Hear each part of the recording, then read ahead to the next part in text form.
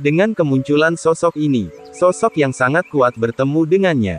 Suki menoleh, dan setelah melihatnya dengan jelas, mereka berdua segera mengepalkan tangan dan menundukkan kepala. Sepertinya status orang ini lebih tinggi dari mereka, dan menilai dari kekaguman di mata keduanya, itu bukan hanya status, tetapi juga jiwa. Ketakutan yang dalam dan nyata. Mengapa 11 tuan muda mengejutkan Anda?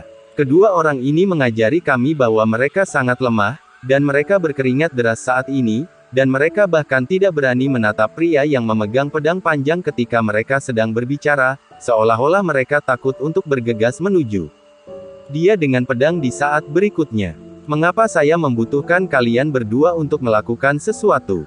Suara Sujie jatuh, dan pria yang memegang pedang itu tiba-tiba menoleh, dengan tatapan dingin dan agung di matanya, yang langsung membuat Suki menundukkan kepalanya lagi dan lagi.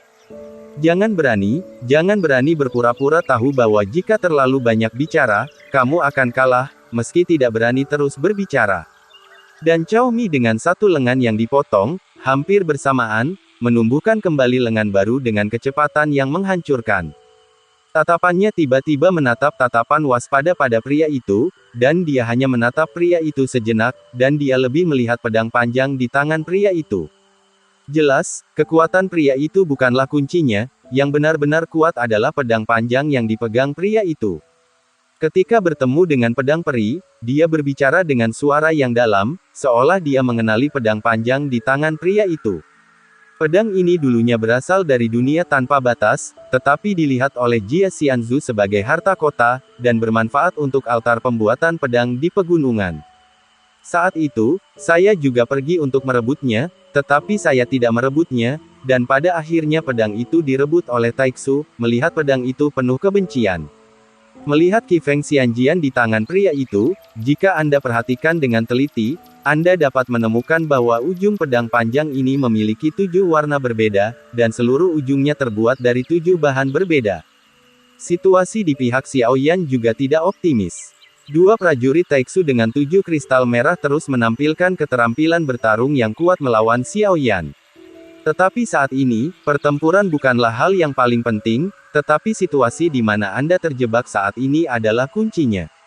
Taixu yang tak terhitung jumlahnya menyaksikan pertempuran itu, sementara Xiaoyan dan Cao Cao berada dalam kesulitan seolah-olah mereka sedang berduel.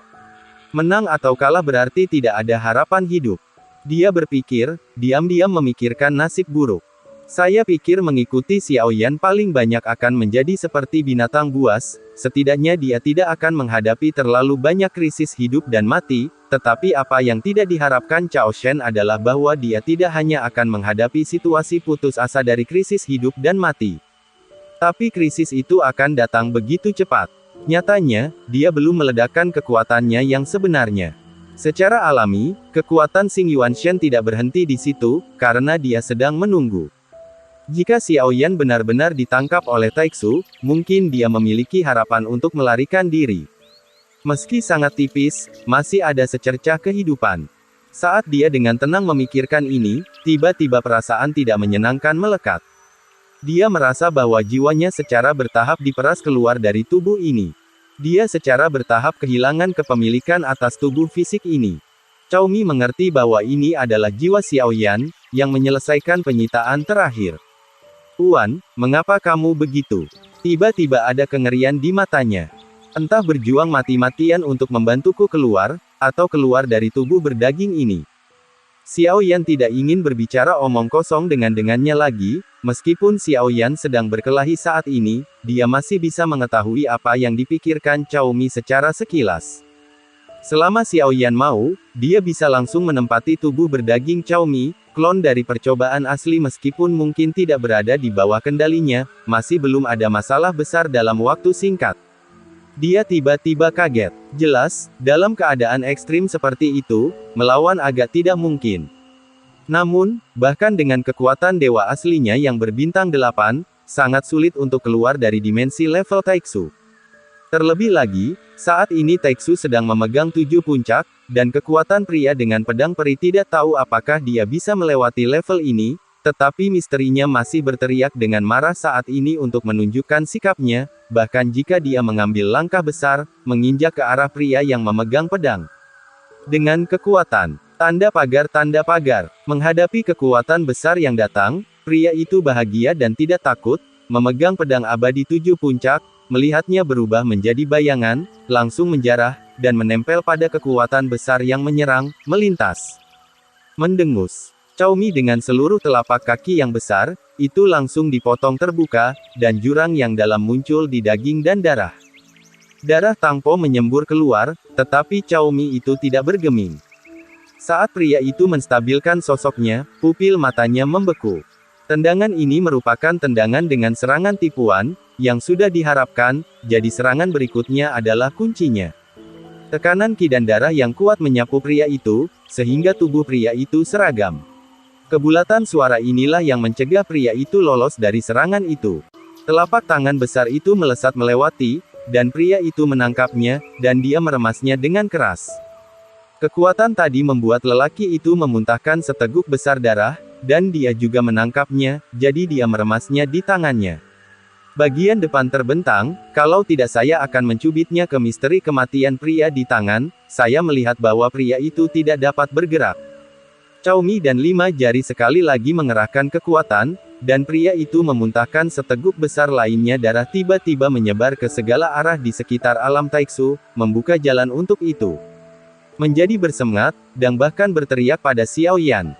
Pada saat ini, Xiao Yan masih terobsesi dengan suara dua Taois Taiksu Zen. Xiao Yan tidak ragu, dan segera mulai pergi dengan kecepatan penuh.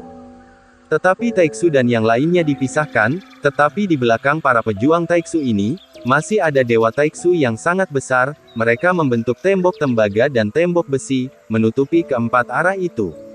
Katakan pada mereka untuk menyingkir, jika tidak dia akan menggunakan 5 jarinya lagi, dan dia dapat merasakan bahwa tulang pria di telapak tangannya hampir hancur seluruhnya olehnya, dan darah yang keluar dari yang terakhir bercampur dengan organ dalam yang rusak.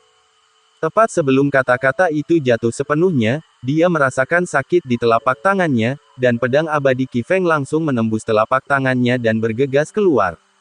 Melihat Qi Feng yang tersapu, pedang peri itu akhirnya mendarat di tangan sosok yang tidak jauh dari sana. Melihat sosok tersebut sejenak, Cimi tertegun. Saya meremehkan Anda, saya tidak berharap Anda menghancurkan tubuh saya, ini dapat dianggap sebagai pekerjaan tingkat atas saya, Anda harus memikirkan cara memberi kompensasi kepada saya. Saat pria itu memegang Seven Peaks Immortal Sword, dia tertegun sejenak. Jika sosok di telapak tangannya sudah tidak ada, dia bahkan akan mengira itu adalah ilusi. Bahkan avatarnya tidak bisa persis sama. Tapi sekarang, orang ini persis sama dalam penampilan. Cao Mi mengirim telapak tangannya, dan sosok yang terjepit olehnya sudah retak, dan daging serta darahnya meledak, hanya menyisakan sedikit vitalitas. Dia tidak pulih secepat immortal, tapi tidak ada tanda-tanda pemulihan. Merefleksikan Sueki, kalian berdua akan menangkap orang itu, dewa asli ini, dan aku akan menanganinya sendiri.